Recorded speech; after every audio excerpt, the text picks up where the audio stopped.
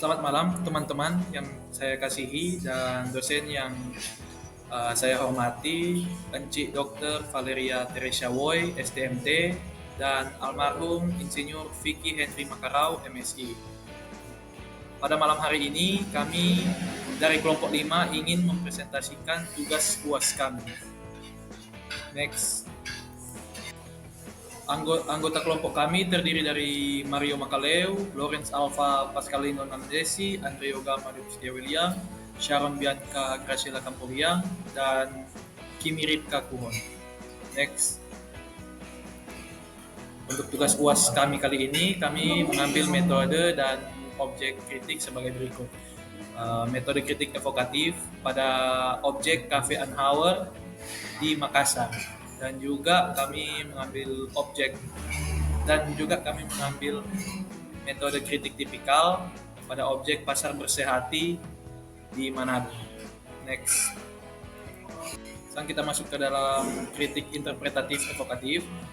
Di sini ada penjelasan kritik interpretatif yaitu merupakan kritik yang ditafsir oleh seorang pengamat dengan bentuk kritikan cenderung objektif, sehingga pengamat tersebut dapat mempengaruhi pandangan orang lain. Diharapkan orang lain tersebut memiliki pandangan yang sama dengan si pengamat terhadap sebuah objek arsitektur.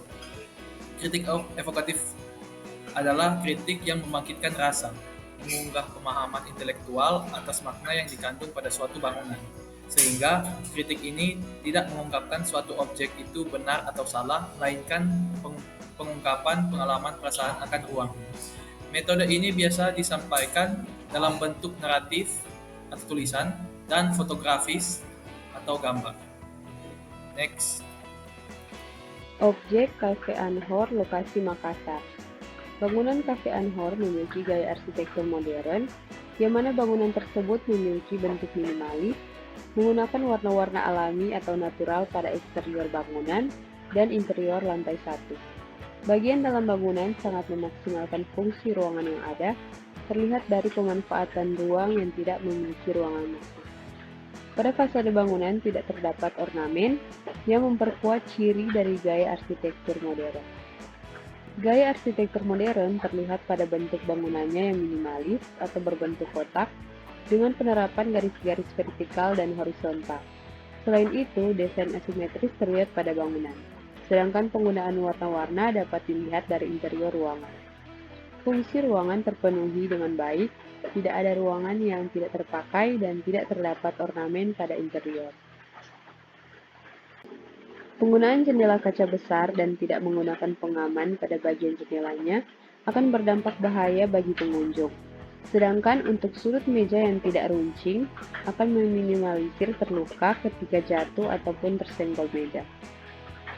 Bangunan ini menggunakan dinding kaca yang berbahaya untuk pengguna saat sandar. Penggunaan polisi wood pada meja atau material halus dan lace edge membuat aman bagi pengunjung dan sudut meja yang tidak runcing. Kursi beanbag yang dipilih sebagai perabot interior Cafe Anhauer memberikan kenyamanan bagi pengunjung saat duduk dengan variasi berbagai warna. Pemilihan warna terlihat pada interior ruangan di lantai 1 dengan pemilihan warna yang natural dan penggunaan cahaya natural akan membuat pengunjung betah dan merasa nyaman. Serta aturan kursi dan meja pada ruangan di lantai 1 ditata dengan rapi dan lebih terlihat sederhana. Lanjut, interior bangunannya sendiri menggabungkan perpaduan antara tema modern dan klasik sehingga memberikan efek visual yang baik pada kafe, serta penambahan desain kaca yang menarik menambah aspek keindahan kafe tersebut.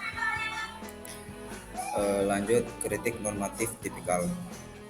Kritik normatif adalah adanya keyakinan bahwa di lingkungan dunia manapun, bangunan dan wilayah perkotaan selalu dibangun melalui suatu model, pola, standar, atau sandaran sebagai sebuah prinsip.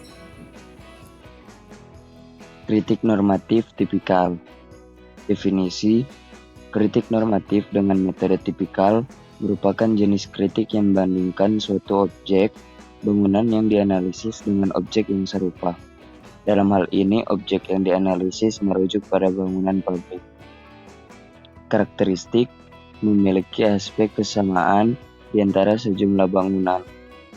Kedua, mengukur keberhasilan dari suatu bangunan dari tingkat kemiripannya. Ketiga, mempunyai asumsi dasar bahwa terdapat konsistensi dalam pola kebutuhan manusia dan aktivitasnya. Contoh, objek pasar bersehati yang berlokasi di Manado, Sulawesi Utara. Objek yang akan dianalisis yakni objek bangunan pabrik yang ada di Sulawesi Utara, yaitu Pasar Bersehati Manado. Dibangun sejak tahun 1973, memiliki luas sekitar 5 hektar area, merupakan pasar yang mengalami revitalisasi sehingga pasar tersebut bukan hanya sebagai tempat berjualan saja, tapi pasar dapat beroperasi lebih lama dengan adanya food court, sehingga dalam objek ini tercipta suatu aktivitas yang tak memudarkan identitas bangunan tersebut sebagai pasar, tapi dapat juga meningkatkan nilai dari ekstensi bangunan tersebut. Pasar Bersehati ini dibandingkan dengan objek yang serupa, yakni Pasar Gede Solo, Jawa Tengah. Fungsi baik Pasar Bersehati Manado maupun Pasar Gede Solo berfungsi sebagai pusat perdagangan berbagai produk dan barang. Namun, Pasar Bersehati Manado lebih dikenal sebagai tempat untuk membeli makanan khas Manado dan produk-produk lokal Sulawesi Utara, sedangkan Pasar Gede Solo terkenal sebagai pusat perdagangan kain tradisional Jawa, terutama batik dan sarung. Namun dari keduanya dapat ditemukan kesamaan di dalamnya, yaitu memiliki pusat kuliner yang menyajikan makanan khas daerah dari masing-masing area.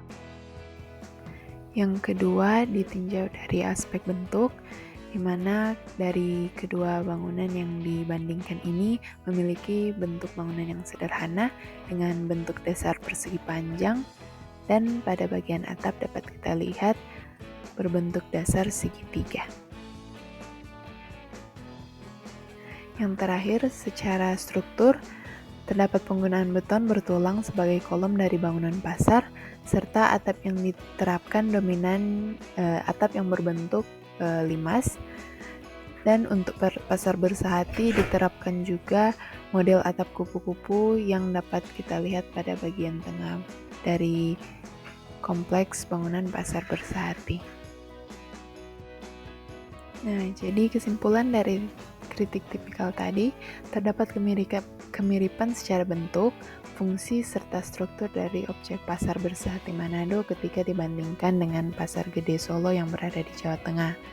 Selain itu, kedua objek ini sama-sama telah beroperasi cukup lama, dan hal itu membuat objek pasar tradisional berkembang seiring dengan berjalannya waktu, baik dari desain melalui bentukan bangunan, struktur yang dalam hal ini juga berkaitan dengan material, serta fungsi melalui aktivitas yang tercipta di dalam lingkup pasar, sehingga hal ini bisa menjadi suatu pedoman ke depan dalam mendesain sebuah pasar tradisional. Jadi posisi dari penulis dalam penyusunan kritik arsitektur ini yaitu kritisasi kolegial, di mana dalam menyusun sebuah kritik arsitektur dengan dua metode ini kami susun secara bersama di dalam sebuah kelompok.